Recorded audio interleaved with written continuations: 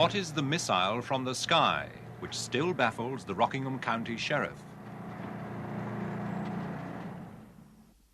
What was it that hammered a hole in this house in Hampshire? Can it really be that living fish can rain from the sky? A fishy story at Hughenden Airport in Queensland today. A tropical downpour up there was apparently accompanied by hundreds of live fish which literally rained out of the sky. Locals quickly spotted that the slippery little customers were tasty freshwater perch, and soon the fish weren't flying but frying. Eyewitnesses, some of them teetotal at that, swore that the fish came from the clouds, though how they got there is anyone's guess. Mysteries from the Files of Arthur C. Clarke, author of 2001 and inventor of the communications satellite. Now in retreat in Sri Lanka after a lifetime of science, space and writing, he ponders the riddles of this and other worlds.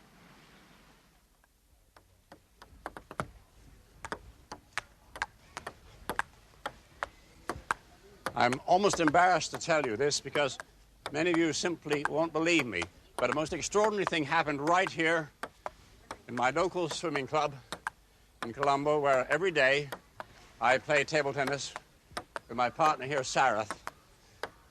And quite recently, he told me an extraordinary thing. Sarath, tell me what it was happened that day. That day I saw some 4 or 5. 4 or 5 fish? Fish. Under this Christmas tree here. Under this tree? Yeah. And were they lying on the ground? Yeah. What did you feel when you saw them? What do you think? I thought they'd come from the rainbow. I see. You thought the fish might have fallen from the rainbow.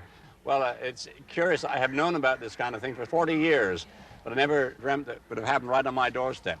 I mean, what an extraordinary thing, fish falling from the sky.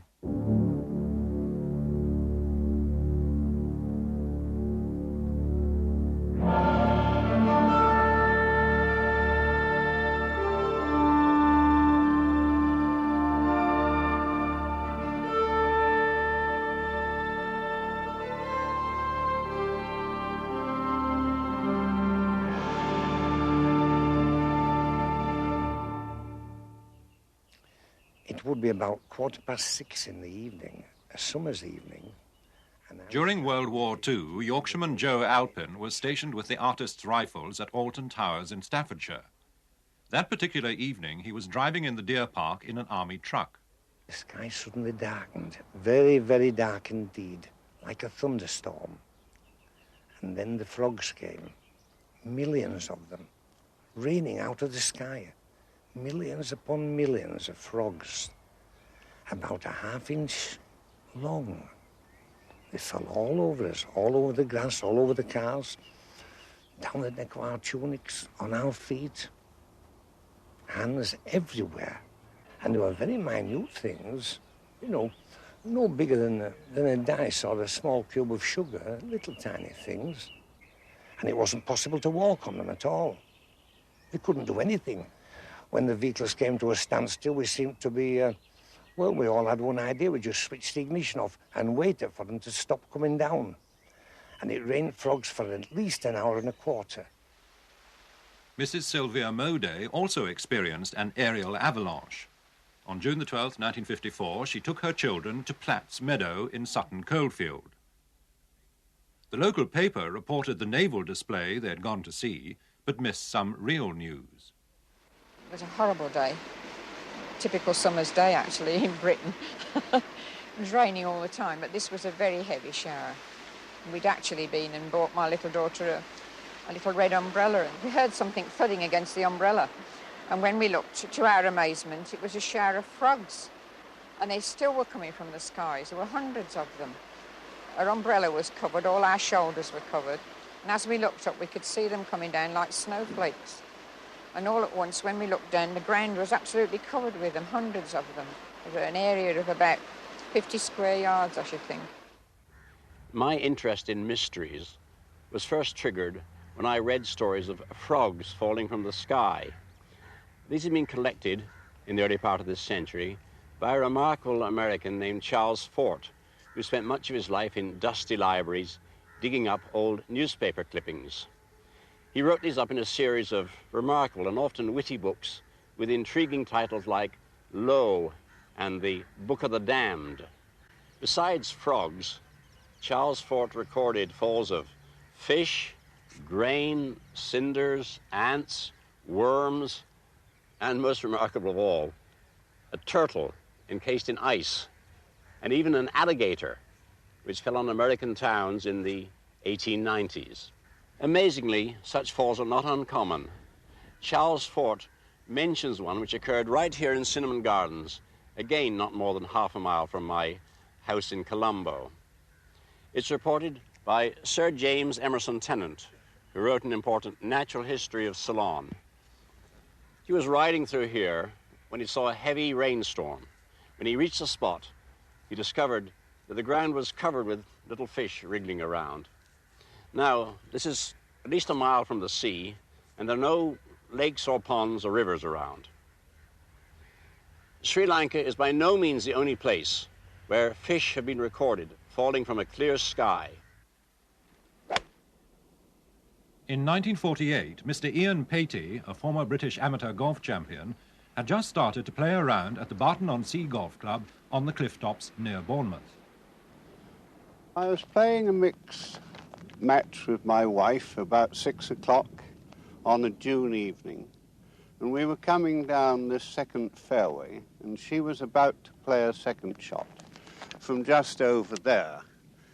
And just before she hit it, a fish fell down on the ground in front of us, and then we looked up in the sky, and suddenly there were hundreds of fishes falling in an area of about 100 yards. They were alive. They were about that size. They were larger than whitebait and possibly smaller than a sardine. My reaction was one of complete surprise. After all, there wasn't a cloud in the sky. You didn't suspect anything could fall out of the sky like that. There was no prior sort of evidence that anything was going to happen, like a thunderstorm.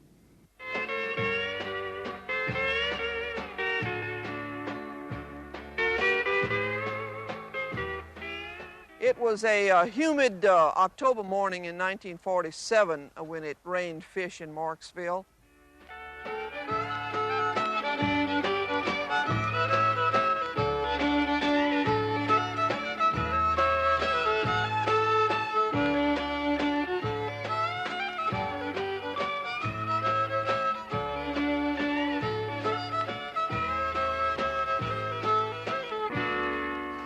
As I left the house to go to school that morning, I went through the back of the house, and as I got near the garage, I heard something fall on the tin roof of the garage, and simultaneously something hit me on my head and on my shoulders, and I looked down, there were fish. I was in bed, not feeling good, and I didn't get up early, but my maid came and early, and she was out in the yard.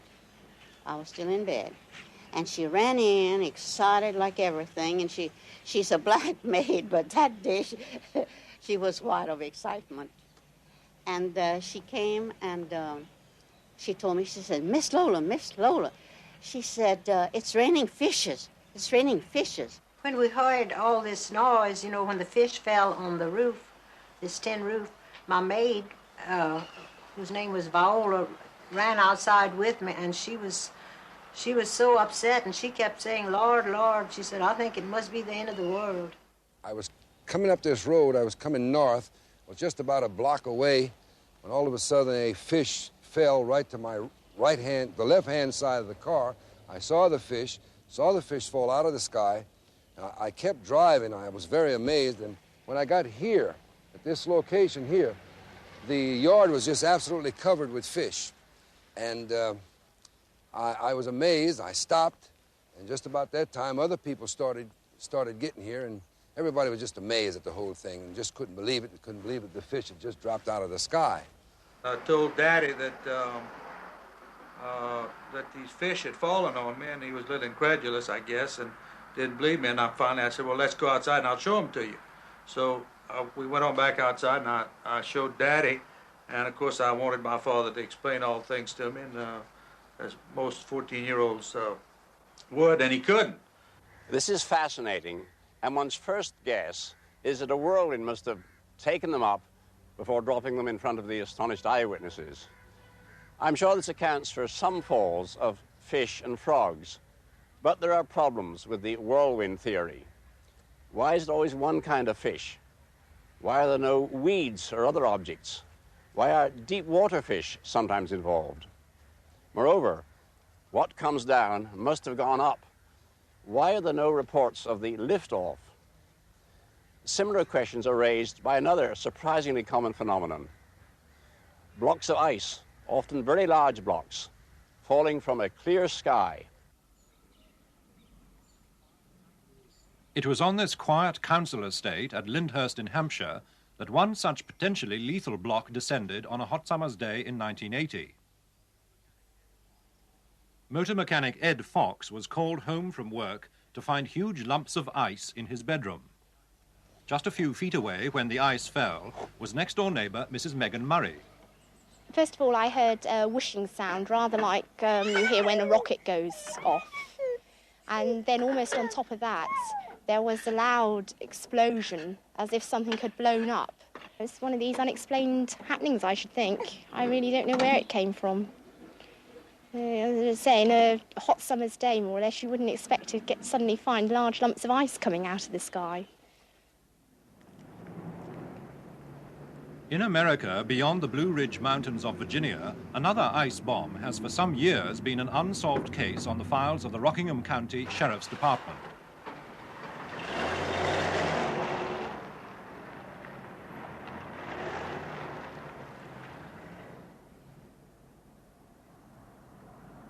The scene of the incident is the home of Wilbert W. Cullers and his family at Timberville in the Shenandoah Valley. Me and my son and his wife, it is now, his girlfriend at that time, were sitting here watching television, the $6 million man to be exact. And the $6 million man had just got up on the roof of a big building and reached over and grabbed a vent or a smokestack or something and give it a yank. And just as he yanked, it sounded like the ceiling all fell in on my house. We looked up the ceiling and we saw insulation and ice falling down on the floor, which flew all over us. Well, if it would have been maybe 4 to 5 feet more this direction, I think it probably killed us all. We learned later that there were several pieces of ice found. One piece fell out in the road out in front of the house, and another piece landed back over the hill in a man's field. But we had no idea where it came from, but it was sure in a hurry to get here. The only surviving fragment of the ice is now in the custody of Sergeant Butch Hottinger. He's making one final attempt to crack the case. At this time, I'm taking that ice to a research laboratory to try and find out probably for this last time, where this ice might have came from.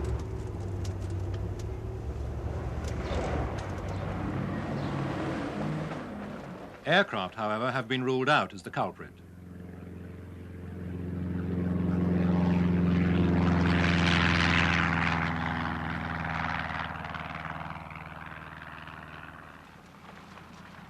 "2,000 miles and 3 planes later, Sergeant Hottinger's destination is the National Center for Atmospheric Research, perched high in the Rocky Mountains, and the Sub-Zero Laboratory of Dr. Charles Knight. Come in. Hello. Hello. Dr. Knight? Yes. Sergeant Hottinger. How do you do? Rockingham County Sheriff's Department. Oh, pleased to meet you. With me a specimen from the Timberville ice fall. Yes, yes. Well, let's see what it looks like. I'll have you to analyze it there and see if you can help me on it. How big was the piece that did fall? The piece that did fall, I'd say it probably is, you know what the size of a basketball is? It's about the size of a basketball. I see. That's too big for a hailstone anyway. Pretty good size. I see. And this angled part is part of the fractured surface, I suppose. Yes, sir, it is. Well, the first step is to cut the ice with a saw so as to expose the internal structure.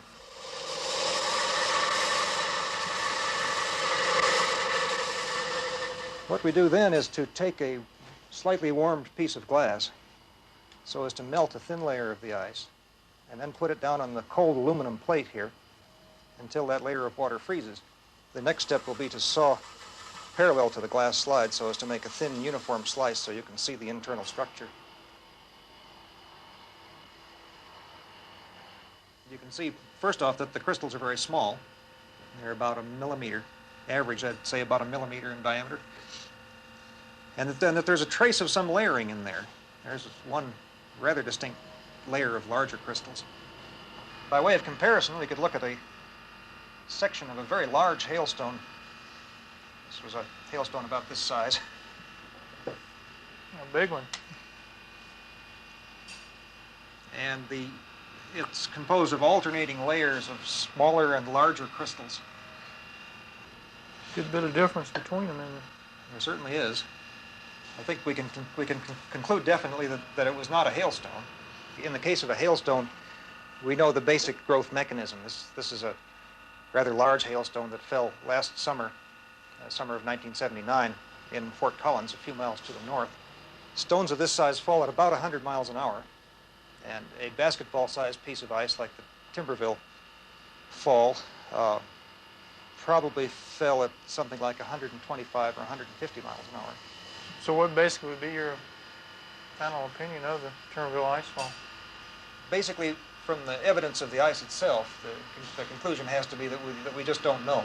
Some mysterious pieces of ice have been analyzed, and people find tea leaves in them and things like that, and that can prove that it does come out of an airplane. In this case, you're left without any positive evidence of any specific origin. Now, there may be something of real scientific importance behind this. Of course, we know that ice can fall from aircraft. It can form on the wings. It can come, regrettably, from faulty toilets. So what's important are the reports of ice falls long before the era of aircraft. For example, in 1847, a block of ice 20 feet in circumference fell on Scotland. It landed on Mr. Moffat's farm in Ayrshire. The Scotsman newspaper said, "It is a most fortunate circumstance that it did not fall on Mr. Moffat's house, or it would have crushed it." Near misses are still happening today. Even scientists aren't safe, as physicist Dr. Richard Griffiths discovered in Burton Road in Manchester in the spring of 1973. Just in the road here, by that manhole cover, an object appeared with a great crash. I went over and picked up this object and realized that it was ice.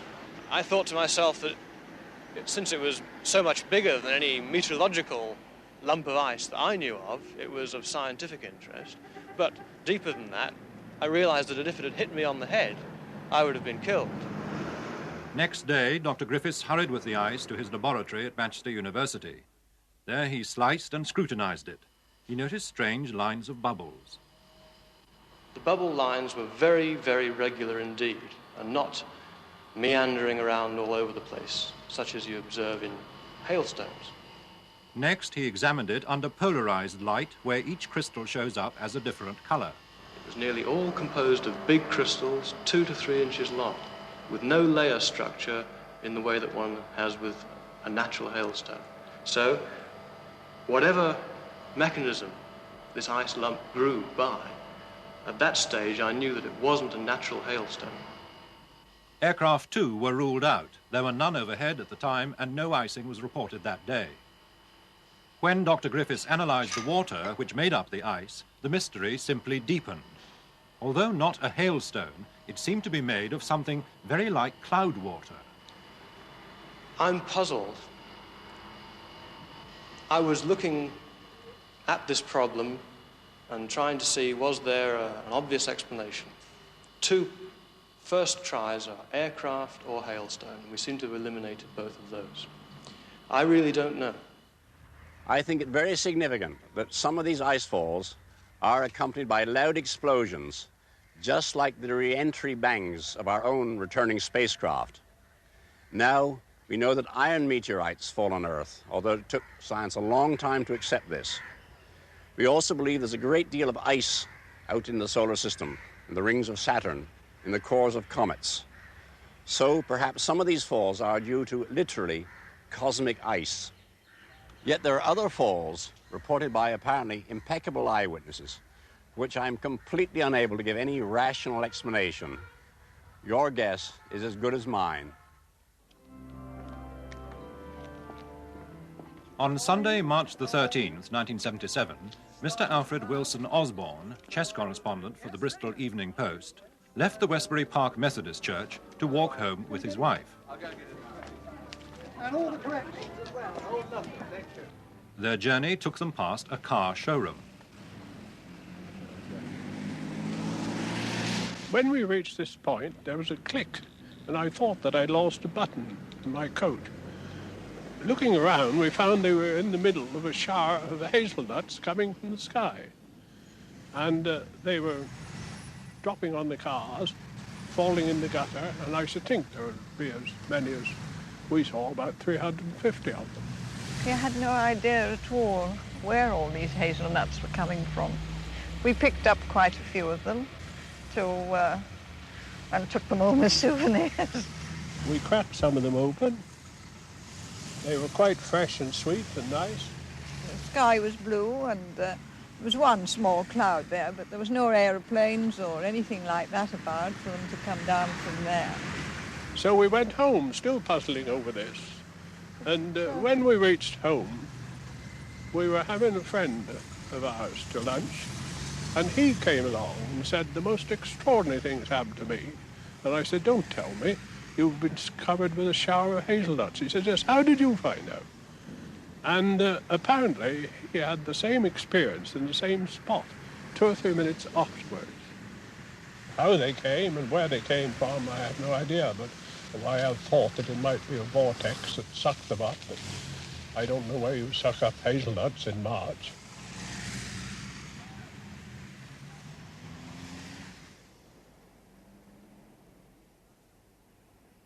Further nutritious cascades have descended on South Mill Road in Southampton. The recipients, one wintry day, Mr. Roland Moody and his neighbours. Well, I was in this conservatory, pricking out seeds, and I heard this whooshing sound, which was on the glass above me, and I didn't take a lot of notice of it, but about 3/4 of an hour afterwards, it had done it again, and I looked up and found the whole of the glass above me covered in, we found out afterwards, mustard and cress seed. This went on, it seemed to me, all day long, at intervals of half an hour, and altogether I would think 5 or 6 instances of it. We happened to be in the dining room. First of all, we heard this terrific clatter. It was an awful noise, wasn't it? Yes. We rushed out and went down into the garden, and presently a load of broad bean seed came over, and we both ducked. Ducked down because they're fairly big, broad bean seed. And then you got a little bit annoyed about it, didn't you? So I turned round to the wife and I said, well, this is bloody silly. I couldn't help it. The following day, down come a shower of peas and maize, haricot beans. By then, of course, we were all getting rather excited about it. It was still snowing, it was still gusting, and we couldn't make head or tail of it. I was on the telephone one day, which is situated near the front door, and my son came along and opened the front door for some reason, and a shower of broad beans came through. I should think dozens and dozens of them, and really quite startled me, because I gave a little cry, and my friend on the other end of the phone said to me, "What's the matter?" And I said, "Oh, I've just been hit by a lot of beans." So it was quite a giggle from her point of view. But anyway, she came round, and she was there when it happened again, and said that she wouldn't have believed it if she hadn't have seen it. And there were literally dozens of them littering the carpet. And this sort of went on, well, all day long, right up until 8 o'clock in the evening. And several visitors came to my door and were hit on the back of the head. I was hit on the head, and they really hurt. They stung. They came with such force. And I suppose altogether we must have collected some 10 pound in weight of seeds. It was almost unbelievable. The beans grew, the peas grew, the Well, everything in fact grew, and I believe Mrs. Gale has already sent some up the Midlands, and they've made a very good crop.